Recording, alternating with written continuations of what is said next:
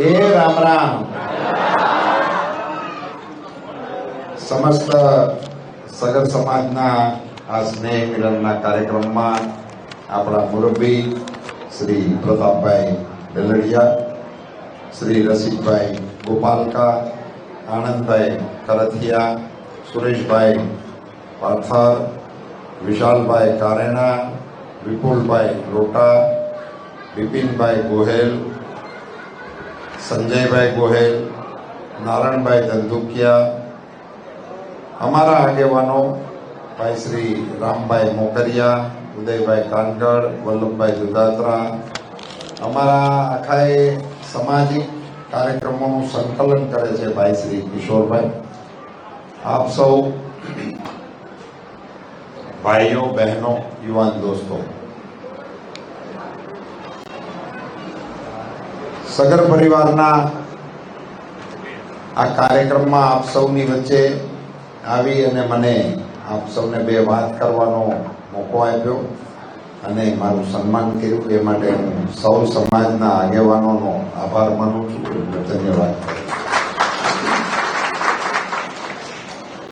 વિનતી સુણી ભગીરથ કેરી, પાયું બિંદુ એક પાણી, જટામાં ગંગાજી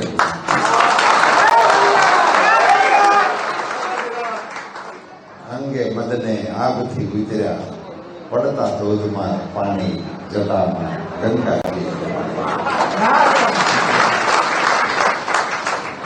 આ સમાજનું નામ એવું છે ને, ભગીરથ મહારાજની કૃપાથી હજી આ દુનિયામાં કોઈ મોટું કામ એવું લાગે ને તો એને માટે ટાઇટલ ઈ વપરાય છે કે ભગીરથ કામ હાલે છે. કોઈ પણ કામ અત્યારે પણ કોઈ એવું મોટું મહાન કામ થાય ને તો કે ભગીરથ પ્રયાસ કરી રહ્યા છે, એવું ટાઇટલ જે ના પૂર્વજોનું છે, એના સીધી લીટીના વારસદારો.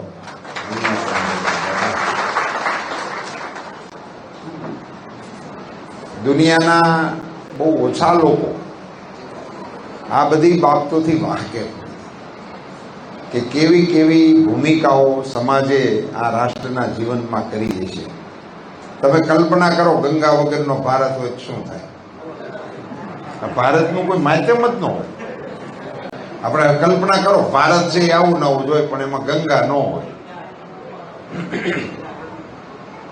આપણા શરણાઈ વાદક હતા બિસ્મિલ્લા ખાન, મુસ્લિમ હતા.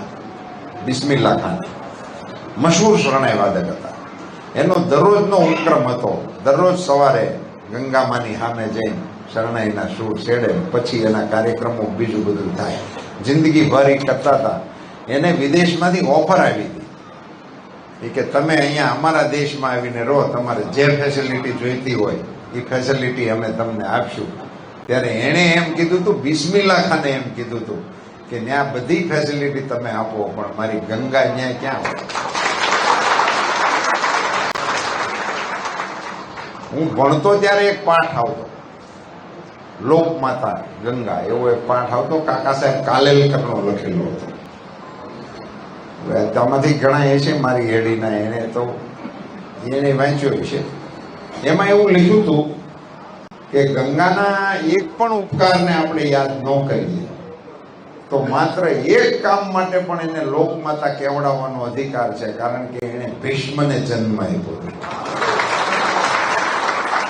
બીજું કાંઈ એનું ન હોય ને તો એક માત્ર એને એવો સુપુત્ર આ દેશને ચરણે ધર્યો કે જેમ પહેલામાં મેં તમને એમ કહ્યું હતું ને કે કોઈ પણ મોટું ગંભીર અને જબરજસ્ત કામ કરવાનું હોય તેને ભગીરથ સાથે જોડવું પડે.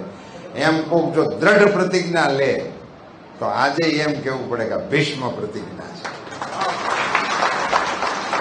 અદભુત ઘટનાઓ સાથે, સમયના પ્રવાહ સાથે આપણે સૌ વહેતા વહેતા આ મુકામ ઉપર છીએ. તમે બધા ગામડામાંથી અહીંયા આવ્યા છો, ખેતી કરતા કરતા અહીંયા આવ્યા છો, અને આપણા એનાઉન્સર બધું સમજાવતા હતા કે અમારું રાજકોટમાં આટલા આટલા ફેરફારો થઈ ગયા, એટલે એને આપણે વિકાસ કહેવાય. એક જ રાજકોટની વાત થોડી છે કે આખા હિન્દુસ્તાનનો નકશો બદલવા માટે મોદી સાહેબે જબરજસ્ત પ્રયાસ. આપણા રાજ્યમાં મુખ્યમંત્રી તરીકે 14 વર્ષ રહ્યા, એટલે આપણને કેટલીય નવી ચીજોની ખબર પડી. આ 108 ક્યાં હતી? આપણે સાંભળ્યું તો કોઈ ફોન કરીએ અને ગાડી આવે એવું ક્યાંય આપણે હતું? આ વડીલોને પૂછજો, ફોન કરો તો સામેથી ઉઘરાણી વાળો આવે. હું તને જ ગોતતો હતો, કીધું નતું ઉપાડતો હતો. પણ ગાડી આવે એવું ક્યાંય આપણે ત્યાં સાંભળ્યું જ નહોતું. હવે તો ગાડી આવવાનું શરૂઆત થઈ. આ માતાઓ બહેનોને એમનો વિષય છે એટલે મને યાદ આવે કે દવાખાને પ્રસૂતિ માટે દાખલ કર્યા હોય અને ત્યાંથી દીકરો કે દીકરીને લઈ અને એને ઘેરે જવાનું હોય તો હિન્દુસ્તાનના કોઈ રાજ્યમાં સગવડતા નથી. અહીં ખિલખિલાટ નામની ગાડી આવે ઘેરે મૂકી. એમ્બ્યુલન્સ આવી શકે, 108 આવી શકે, પણ 108 શેરીમાં દાખલ થાય ને થોડોક ધ્રાસકો પડે. બધાને એમ થાય કે કોને તકલીફ થઈ, શું થયું, કોણ હાજુ માંદું, માણસો બહાર નીકળી જાય. હું તમને ખાધો નમસ્તો દાખલો દેવા માટે કહું છું. હા, કરફ્યુ બરફ્યુ તાર નવી પેઢી ભૂલી ગઈ છે. અમદાવાદમાં કરફ્યુ હતો અને આપણે અમરેલીમાં એસટી ડિવિઝનમાં પેલા સરદારજી હતા ગુમાનસિંહ, અમરેલી વાળા છે, જેને અપડાઉનના પાસ કેટીવા હોય એ ઓળખતા હોય. એના દીકરાને જાન ગઈ, કાળુપુરમાં ઉતર્યા ને કરફ્યુ હતો તે બહાર ન નીકળવા દે. હવે જાનને લઈને ક્યાં જવું? અમરેલીથી જાન લઈને રેલમાં ગયું. કાળુપુરમાં બહાર કરફ્યુ. એણે મને ફોન કર્યો, હું ત્યારે ધારાસભ્ય હતો. આ બધા શીતલવાળાએ કાસ્ટી કરીને બનાવેલું. અમારે સૌથી મોટું ગામ શીતલ, અમરેલી કેડે. એટલે કે હું મને એને ફોન કર્યો કે આવું થયું છે રૂપાલા સાહેબ, અમે અહીં જાન લઈને આવી ગયા ને હવે અમને બહાર નથી જવા દેતા. હવે અમારે અહીં જાન અહીં સ્ટેશનમાં પડી છે, વાં મુહૂર્ત વીયું જાય છે. મેં પોલીસ કમિશનર આને વાત કરી સમજાવ્યા. મેં કીધું ભાઈ આ કરફ્યુ છે એ બધું વાંચું, આ કાંઈ ભૂલથી નથી આવ્યા, એની પાસે કંકોત્રી છે એ જોવો, ઓલી કોઈ વેવાઈને ફોન કરી જોવો, એ કાંઈ બાંધવા નથી આવ્યા. એને લઈ જવાની તો હા પાડી, પણ પોલીસના ડબ્બામાં લઈ ગયા. વાહનો તો કરફ્યુના કારણે હોય નહીં તરત, એનો પોલીસની ખટારીઓ પડી હતી ને એમાં બેહારી લઈ ગયા. તે જેવી ત્યાં સોસાયટીમાં પોલીસની ખટારી ગઈ માંડવે હતા એ હંધાવી. આ બનેલી ઘટના તમને, કારણ કે ખટારો આ પાડે તેને કે આપણને ઉપાડશે, એમાંથી વરરાજો ઉતર્યો. હા, મેં કોઈ કામ ઓળું નહોતું. સીતાને તોરણ રામ બધે એ પરાયણે પૂરું કર્યું હતું. આવું બધું આપણા રાજ્યમાં હાલતું હતું. આ મોદી સાહેબના પ્રતાપ છે કે હવે આ લીલા લે. એવા ભગીરથ સમાજના આપ સૌ પરિવારજનોને મારે કંઈ ભલામણ કરવાની ન હોય, પણ એક વિનંતી કરવી છે. એક તો તમારો સમાજ સંગઠિત છે, વળી વડીલોની વાતને માનવા વાળો છે. આ બે વાતની મને ખબર છે. અમારે રાડોશ પાડોશ ઈ જ છે અને તમારું જે ભગીરથનું મંદિર બની રહ્યું છે ને એ મારા ગામના પાદરમાં જ છે. ઈશ્વરિયાન વરસડાની વચ્ચે જ બને છે. એના ભૂમિપૂજનમાં હું ગયો હતો. અમારે તો ઘરનો ઘરોબો છે. અહીંયા અમારો છોકરો બેઠો છે મધુભાઈનો, એમ જ છે ને, ભૂલ નથી થતી ને. અમારો ભત્રીજો છે. અમે મધુ ને ભાઈ પરસોત્તમ ને હાલીને બધા ભણવા અમરેલી હારે જતા. તેદુના છે ને એની પેઢી હજી અમારા કામે લાગેલી છે. નાતામાં કોઈ ફેરફાર નથી. એના બાપાને હું હારે ભણતા, પછી હાલીને જતા એમ જ. પછી સાયકલ વાળા ગયા, બસમાં જવાનો મેળ આવ્યો જ નહોતો.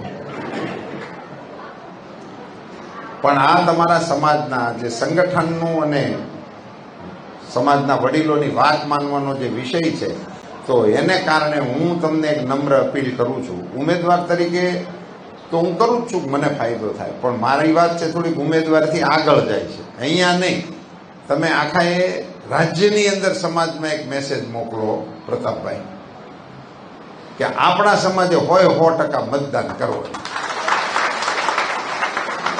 હોય 100% મતદાન થવું જોઈએ. પરિવારના જે વડીલો હોય એને પોતાના પરિવારના 8 મત હોય, 8 મત હોય, 10 મત હોય, જે હોય, પણ એને એવું નિવેદન કરવું જોઈએ, મેં મતદાન કરી દીધું છે, તમે કર્યું. એવા જે વિડીયો મોકલતા હતા ને એને બદલે હવે એમાં થોડોક સુધારો કરો મારા પરિવારનું 100% મતદાન થઈ ગયું છે, તમારા પરિવારમાં કોઈ બાકી છે? એવા વિડીયો મોકલો અને એ પ્રકારનું મતદાન કરો. બહેનો આટલી મોટી સંખ્યામાં અહીંયા ઉપસ્થિત છો. 7મી તારીખે મતદાન છે. 6 વાગ્યામાં હાઈ ક્લાસ ધોળ ઉપાડો અને શરણાઈ અને ઢોલ નગારા સાથે મતદાન કરવા માટે હાગમટે નીકળો. એ પ્રકારનો પ્રયાસ કરો એવી આપ સૌને મારે ભલામણ કરવાની છે. મારે આજે 2-3 કાર્યક્રમો છે, મોડું થાય પછી છેલ્લા કાર્યક્રમમાં હું જાઉં પછી ભાષણ નથી કરવા દેતા, એટલે છેલ્લાવાળા બાજવા આવે છે.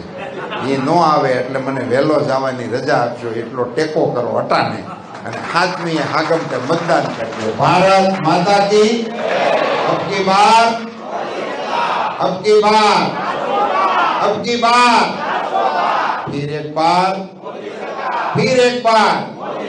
धन्यवाद.